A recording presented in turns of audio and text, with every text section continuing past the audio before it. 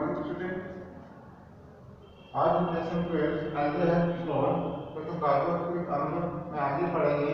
इसका second part है aldehyde ketone के रासायनिक गुण का, जो आपका सेकंड पार्ट है आपका आज नाभिक स्नेही योगात्मक अभिक्रिया जिसमें जल का अणु विलोपित होता है। इससे पहले हमने इसकी रिएक्शन देखी थी। आज हमारे पास सेकंड अभिक्रिया है, ठीक है। सबसे पहले हम बात करेंगे आपके हाइड्रॉक्सिलामीन से क्रिया, ठीक है। तो हाइड्रॉक्सिलामीन से एल्डिहाइड कीटोन किस प्रकार क्रिया करते हैं और क्या उत्पाद बनाते हैं, तो ये देखिए, ठीक है।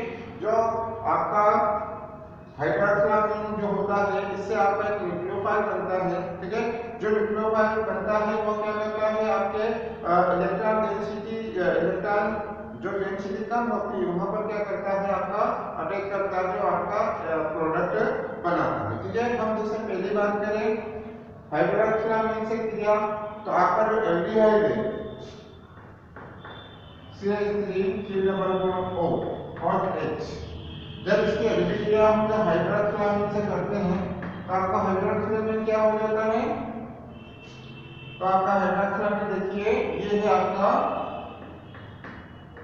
H2NOH, ये आपका हाइड्रॉक्सिलामीन है, ठीक है। और ये आपका एल्डिहाइड है। जब ये दोनों आपस में क्रिया करते हैं तो इसका एक जो जल का अणु है विलोपित हो जाता है, ठीक है। और विलोपित होने के बाद आपके पास क्या होता है, एसिटालामीन प्राप्त होता है, ठीक है। और ये किसकी प्रेजेंस में होती है, एसिडिक रिएक्शंस होती है। तो ये आपके पास क्या प्राप्त हो जाता है, C, आपके पास H, और यहाँ पर क्या हो जाता है, क्योंकि यहाँ से डबल बॉन्ड और यहाँ से दो हाइड्रोजन, तो आपके पास क्या हो जाएगा NOH, ठीक है। इसको हम बोलते हैं एसिटालामीन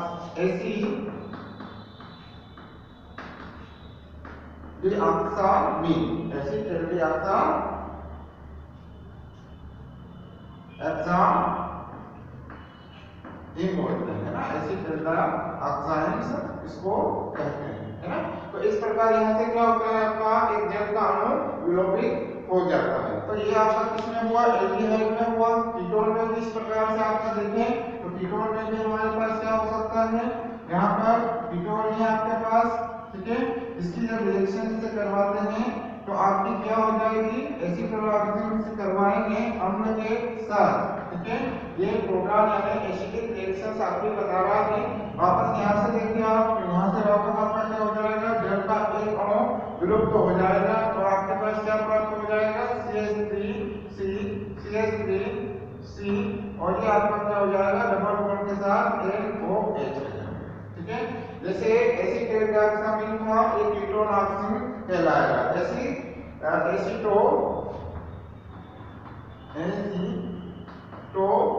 एसिटोनाक्साइन इसका नाम हो जाएगा, एसिटोनाक्साइन। तो इस प्रकार आपने देखा यहाँ पर कि हाइड्रॉक्सिलामीन से आपसे क्रिया करने पर आपके पास एसिटोनाक्साइन और एसिटोनाक्साइन से प्राप्त होता है, ठीक है।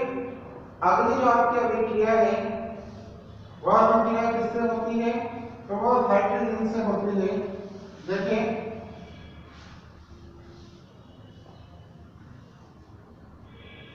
दूसरी आप अभिक्रिया देखिए तो हाइड्रोजन से क्रिया, हाइड्रोजन से क्रिया, ठीक है। तो जब हाइड्रोजन से एल्डिहाइड और कीटोन क्रिया करते हैं तो हमारे पास क्या प्राप्त होता है, तो ये देखिए ये आपका एल्डिहाइड है, ठीक है। और इसके हाइड्रोजन से अभिक्रिया करवानी है ना, तो हाइड्रोजन से अभिक्रिया करवाएंगे तो हमारे पास क्या प्राप्त होगा, तो हाइड्रोजन क्या होता है, H2N बॉन्ड NH2, ये आपका हाइड्रोजन, ठीक है। और हाइड्रोजन जब इसके रिएक्शन करता है तो यहाँ से जल का एक अणु विलुप्त हो जाता है आपका, ठीक है। और आपके पास क्या प्राप्त हो जाता है, ठीक है। ये भी आपकी एसिडिक रिएक्शन, एसिड के साथ रिएक्शंस होगी, तो हमारे पास क्या प्राप्त हो जाएगा, CH3CH, और यहाँ से आपका क्या मिल जाएगा, नाइट्रोजन के साथ डबल बॉन्ड जुड़ जाएगा, तो आपके पास क्या प्राप्त हो जाएगा, ये आपका इसका नाम हो जाएगा एसिटाल्डिहाइड हाइड्रोजन, एसिटाल्डिहाइड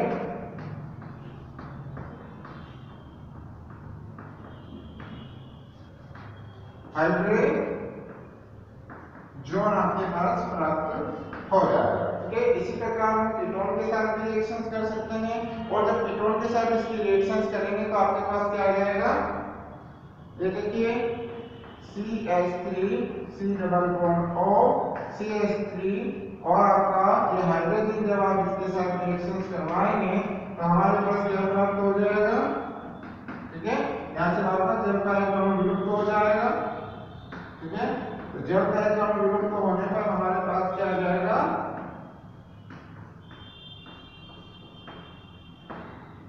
ये आपका डबल बॉन्ड N और ये NH।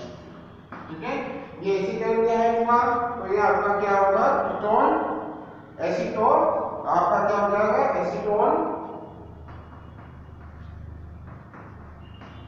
हाइड्रेट। ठीक है, एसीटोन हाइड्रेट इसका नाम हो जाएगा।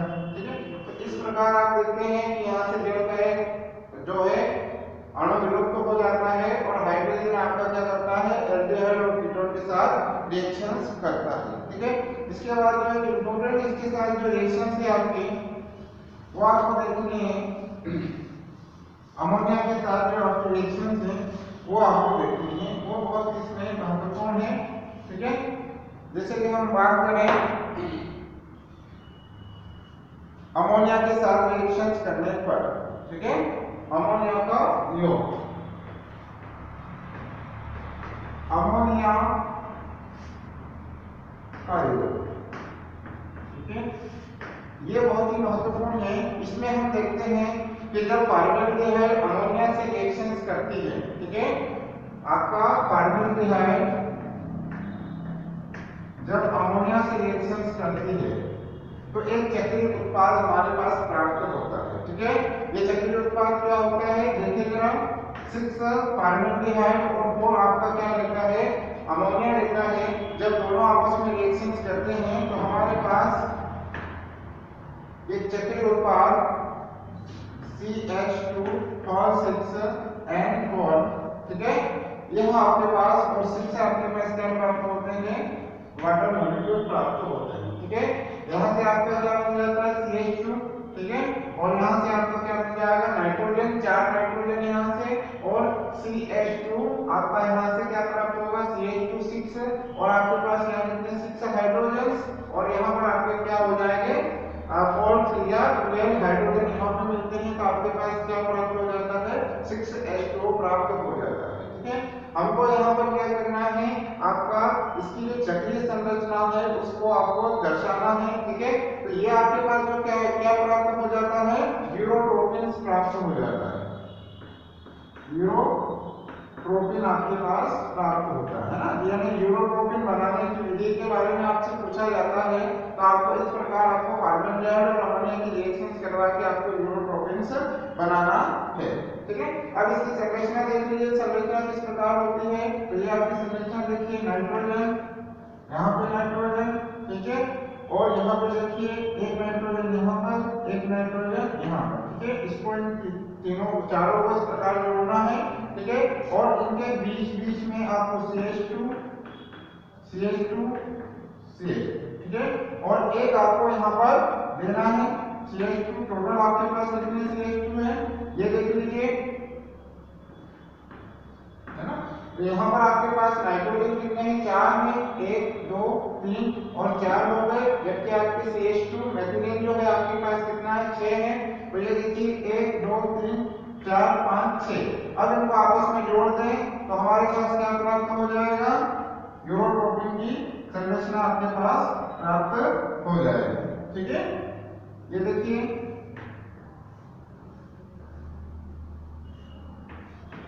तो ये जो संरचना आपके पास प्राप्त होती है ये यूरोट्रोपिन की संरचना होती है आपके पास। ठीक है, तो इस प्रकार हम क्या कर सकते हैं, अमोनिया के योग से आपके कार्बन डाइऑक्साइड के साथ जब योग करते हैं तो हमारे पास यूरोट्रोपिन बनता है। ये एक औषधि के रूप में होते हैं, और आपके किसके उपयोग में किया जाता है, मूत्र नलिका जो होती है उसमें जो संक्रमण होता है उसकी वजह से क्या होता है, उसमें औषधि के रूप में इसको यूज किया जाता है। ठीक है, तो ये आपका इस प्रकार रहता है।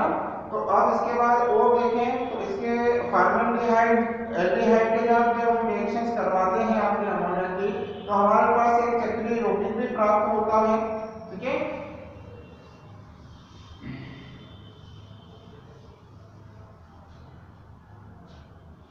जैसे कि फॉर्मल्डिहाइड के साथ हमारे जैसे RC≡OH है, इसके साथ जब हम क्या क्रिया करवाते हैं, आपकी अमोनिया की करवा देते हैं, तो हमारे पास जो एक प्रोडक्ट प्राप्त होता है, क्योंकि ये आपका कैसा रहता है NH2 और H। ठीक है, तो यहाँ से H प्लस अटैक करता है, तो यहाँ पर आपका क्या बन जाता है OH बन जाता है। ठीक है, RC और एक OH है ना, और पहले से आपके पास S का और NH उसके साथ जुड़ जाता है, यानी आपका इसके पास क्या आ जाता है एसिटिल्डिहाइड अमोनिया। क्या नाम आ जाता है एसिटिल्डिहाइड अमोनिया, इसका नाम आ जाता है। ठीक है, इसके बाद क्या होता है, आप इसमें R की जगह कोई अलग फंक्शनल ग्रुप ले सकते हैं या एल्किल ग्रुप ले सकते हैं, जिसके आपको डिफरेंट टाइप्स के प्रोडक्ट मिलते हैं। जैसे कि हम यहाँ पे देखें R की जगह पर CH3 ले लेते हैं। ठीक है, तो आपका एसिटिल्डिहाइड है, इसकी अमोनिया के साथ रिएक्शंस करवाने पर हमारे पास क्या प्राप्त हो जाएगा, तो CH3CH और ये OH और यहाँ पर आपका क्या प्राप्त हो जाएगा NH2। ठीक है, अगेन जब इसको हम क्या करते हैं, थोड़ा सा आप इसको हिट करते हैं, तो हिट करने पर आपका क्या होता है H2 बाहर हो जाता है। ठीक है, यहाँ से OH और यहाँ से H गायब होगा, तो आपके पास क्या प्राप्त हो जाएगा CH3CH है ना, और यहाँ पर क्या हो जाएगा आपका डबल बॉन्ड क्रिएट हो जाएगा NH2। ठीक है, तो इस प्रकार से आपके पास क्या प्राप्त हो जाएगा एल्कीन प्राप्त हो जाएगा। क्या प्राप्त हो जाएगा एल्कीन। ठीक है, तो इस प्रकार हमारी क्या होती है अमोनिया के साथ इसकी रिएक्शंस होती है। ठीक है, यही इसके साथ रिएक्शंस है, अगले रिएक्शंस